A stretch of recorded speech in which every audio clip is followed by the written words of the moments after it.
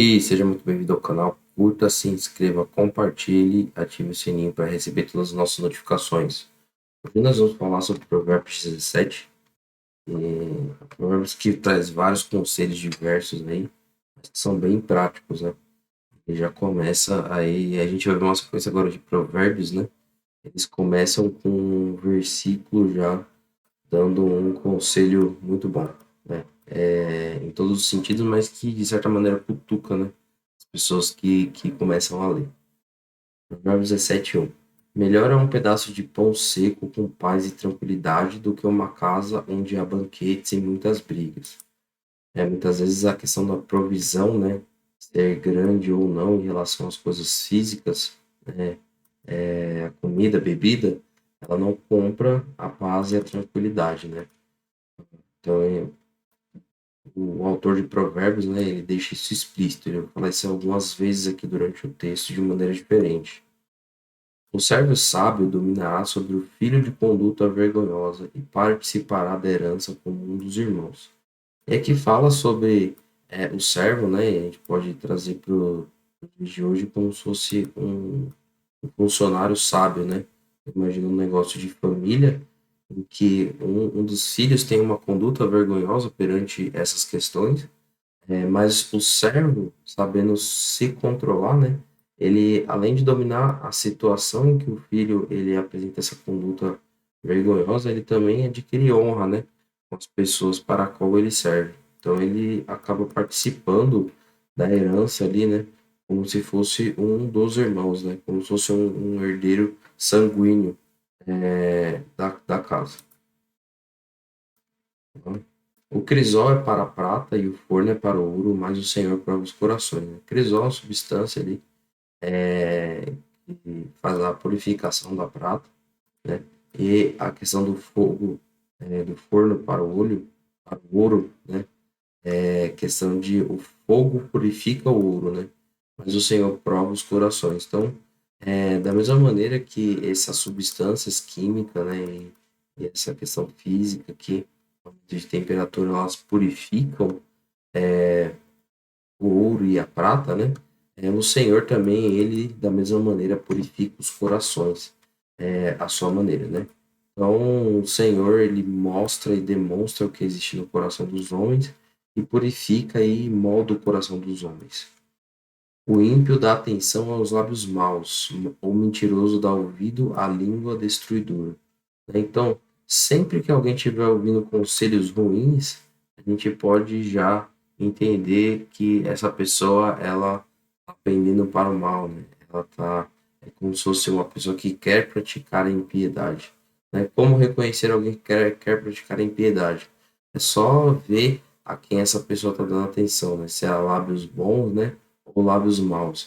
Quem cerca essa pessoa, né? Para dar conselhos para ela, né? Pessoas boas ou pessoas ruins, né? No sentido daquilo que elas falam. Quem zomba dos pobres mostra desprezo pelo Criador deles. Quem se alegra com a desgraça não ficará sem castigo. Né? Então, aqui são duas coisas meio que complementares e mostra que se alguém zomba, né, do pobre por conta de questão financeira, ou seja, o que for, na verdade ele está desprezando o Criador dele. Porque pensa, se o pobre e o rico têm os mesmos criadores, tem o mesmo criador, né? Não há motivo algum para que você zombe, né, da pobreza da outra pessoa. E quando você faz isso, né, você acaba desprezando, né, o criador, né? Porque o criador criou ambos, né? Então, esse sentimento de desprezo, né, ele vem por meio dessa zombaria com as outras pessoas. E quem se alegra com a desgraça não ficará sem castigo. E aqui eu vejo muito, às vezes o irmão faz algo errado, né? Não sei se quando vocês eram pequenos, mas o irmão fez algo errado e a gente começou a rir dele, né? Porque a mãe e o pai ia bater nele. E aí o pai e a mãe olhou e falaram: Ah, você tá rindo? Então você vai apanhar também para você ver que não é algo bom, né? Então se alegrar com a desgraça das pessoas, né? Nos leva a ser o quê? Castigado. Então Deus, ele não quer que nós nos alegremos com a desgraça ainda daquelas pessoas que mereçam, né? Do nosso ponto de vista. Então a gente tem que tomar cuidado para não se alegrar com a desgraça das pessoas e ficar sem castigo. Os filhos dos filhos são como uma coroa para os idosos, né? No caso aqui, os netos. E os pais são orgulho. Meu mouse está muito ruim. E os pais são orgulho dos seus filhos, né? Então, aqui demonstra que, da mesma maneira como os netos alegram os avós, né? Os seus pais também alegram os seus filhos. Os lábios arrogantes não ficam bem ao insensato, muito menos os lábios mentirosos ao governante, né? Então, a pessoa que ela tem lábios arrogantes, né, não fica bem a quem não tem juízo, né? Então, a pessoa sem juízo e ainda arrogante, né, é ruim. E muito menos, né, quando um governante ele começa a tratar com mentira, né? Então, tem o mesmo sentido isso daqui, porque são coisas que não fazem sentido, né, essas pessoas aplicarem, né? A pessoa que não tem juízo, ainda além de não ter juízo, quer ser arrogante, é tão vergonhoso quanto as pessoas que têm autoridade, né, e acabam mentindo, né, usando de mentira para governar. O suborno é um recurso fascinante para aquele que oferece. Onde quer que vá, ele tem sucesso, né? E aqui não é de maneira nenhuma falando bem da questão do suborno, né? Mas para a pessoa, né, que ela oferece, isso é algo fascinante. Ela acha que pode encontrar tudo, né? Ela pode ter sucesso com tudo por conta do suborno. Uma ferramenta aqui que a gente vê e não é diferente nos dias de hoje, né? Muitas vezes as pessoas que elas começam a subornar as outras, né, obter algum tipo de vantagem, ela acredita que está fazendo algo interessante para ela, né? É algo fascinante para ela, porque de outra maneira, como ela poderia conseguir o que ela quer? Aquele que cobre uma ofensa promove o amor, mas quem lança em rosto separa bons amigos. E aqui está falando de cobrir ofensa, é justamente aquela turma do deixa para lá, né? Então vamos deixar essas coisas para lá, evitar falar de assuntos, né? De que as pessoas se ofenderam, né? E evitar lançar isso no rosto, né? Trazer à tona, porque isso pode separar até bons amigos, que a sabedoria está nos falando. A repreensão faz marca mais profunda no homem de entendimento, né, no homem sábio, do que sem açoites no tolo. Ou seja, quando um homem sábio ele é repreendido, né, isso molda ele, né, o marca de maneira profunda. Muito mais do que receber castigos físicos, né? A gente vê que meio que para o tolo quase não tem esperança, né? E sem açoites ainda passou do limite, né, da quantidade de açoites que a pessoa conseguia receber naquela época, né, que era de 40 menos 1, né, 39 açoites.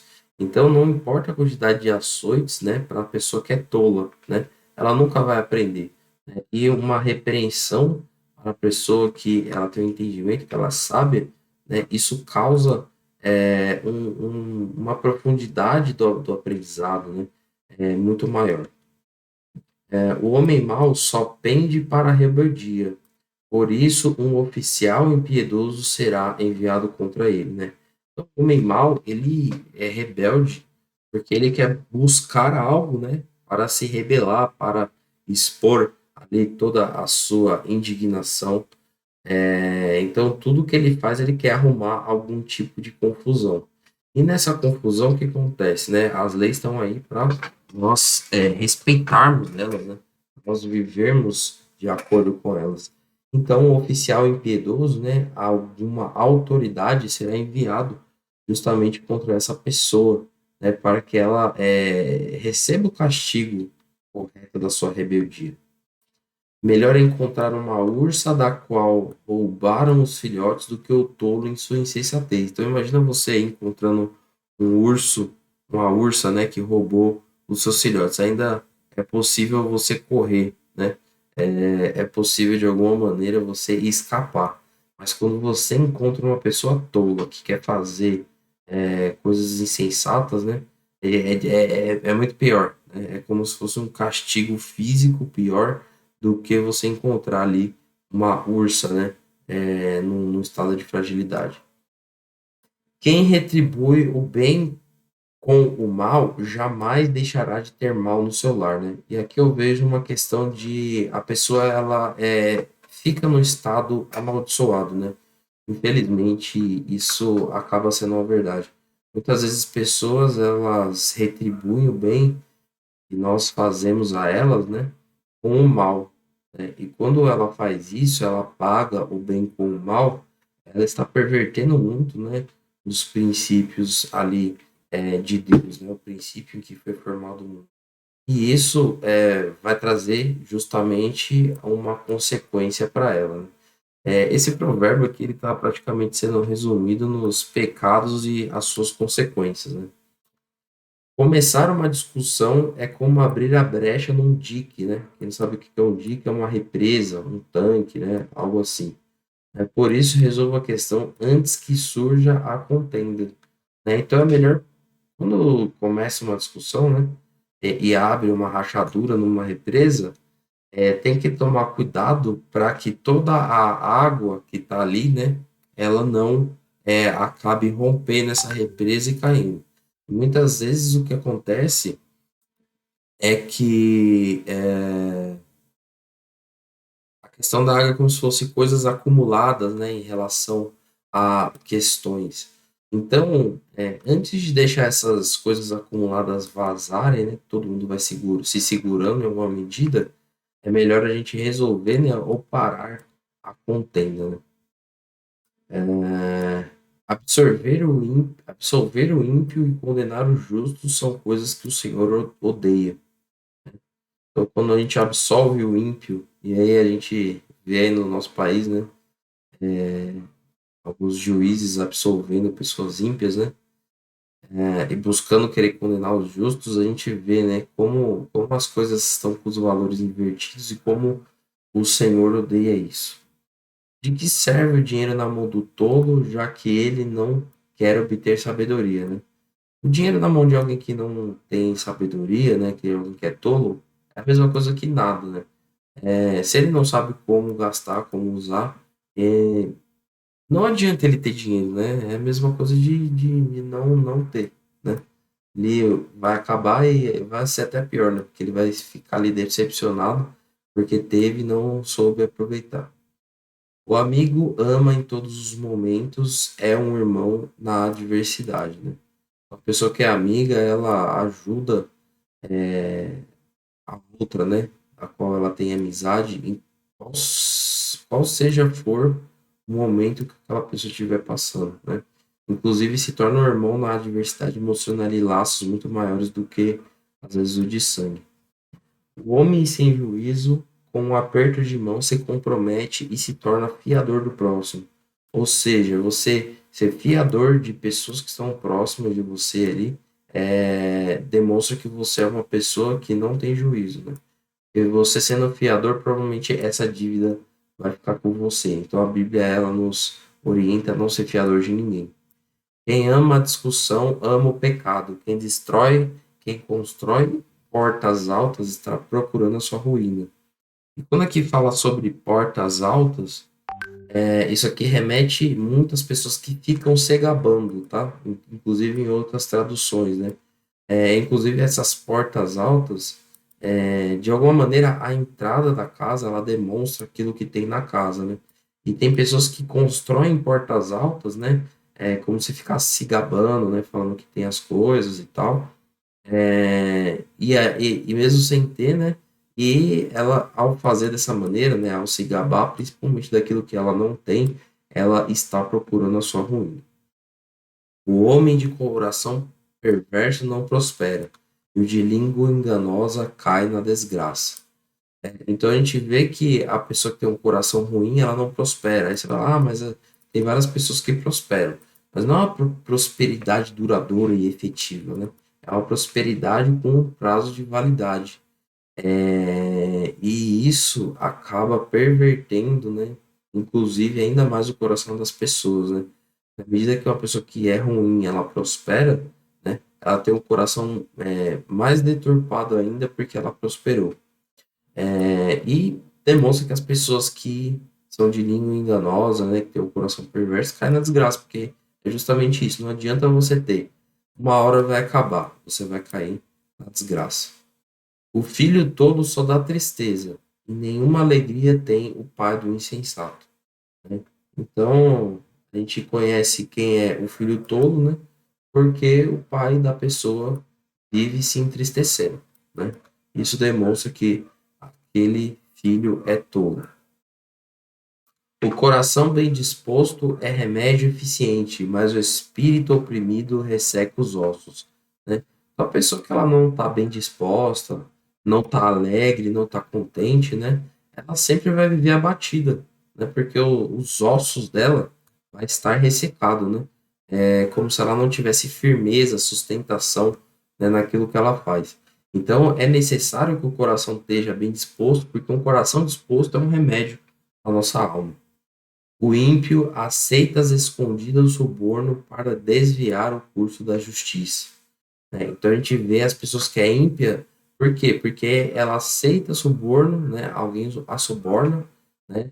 Escondido, e suborna para quê? Para que a justiça ela não siga o seu curso, né? Para que ela seja pervertida, né?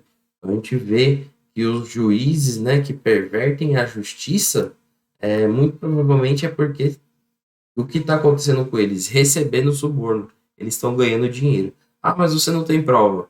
Mas qual seria o motivo de alguma pessoa, né, não querer fazer justiça, se não ela ser uma pessoa ímpia, alguém que aceita peita, né, aceita o suborno, aceita algo, né, baseado no dinheiro para corromper a justiça.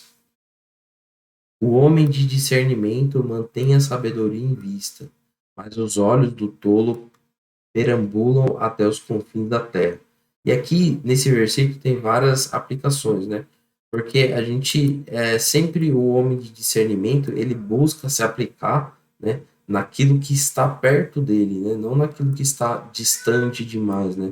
E isso demonstra que, quando você mantém a sabedoria em vista, né, coisas pertas, né, tem o discernimento daquilo que está próximo de você, entende o que é necessário que fique próximo, né?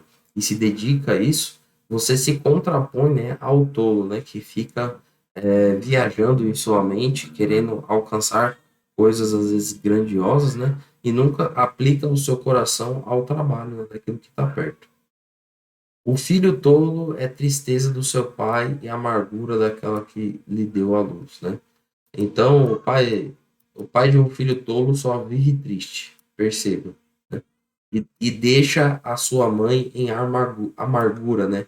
Deixa a sua mãe triste. Não é bom castigar o inocente, nem açoitar quem merece ser honrado, né? E a gente vai nesse sentido aqui, justamente naquilo que corrompe a justiça, né? Quando a gente castiga o inocente, né? Ou açoita quem merece ser honrado, a gente está invertendo os valores, né? Porque o castigo é justamente para as pessoas que ela merece ser desonrada, né? A pessoa que é culpada, né? A pessoa que pratica a impiedade. Quem tem conhecimento é comedido no falar, né? Ou seja, a pessoa que ela tem o conhecimento, tem entendimento, ela não fala qualquer coisa, né? Ela toma cuidado, né? Ao falar qualquer coisa. E quando ela tem entendimento também, ela tem um espírito sereno, ela consegue ficar em paz e tranquilidade, né? Com ela. E a gente vê, né? Que as pessoas que não têm um espírito sereno, ela acaba não demonstrando que não tem entendimento, né? E por falar demais, demonstra também que não tem o conhecimento. E aí a gente vê um conselho muito bom, né? Até o insensato passa por sábio se ficar quieto, e se contiver a língua, parecerá que tem entendimento, né? Então, quando você não sabe aquilo que você fala, né? É melhor você ficar quieto, porque até você ficando quieto em horas daquilo que você não sabe o que falar, você vai parecer que tem muita sabedoria. E ficando quieto, você demonstra o quê? Tranquilidade, né? E conhecimento por tomar cuidado com aquilo que se fala. Muito obrigado por ter ficado até aqui. Curta, se inscreva, compartilhe, ative o sininho para receber todas as nossas notificações. Até logo.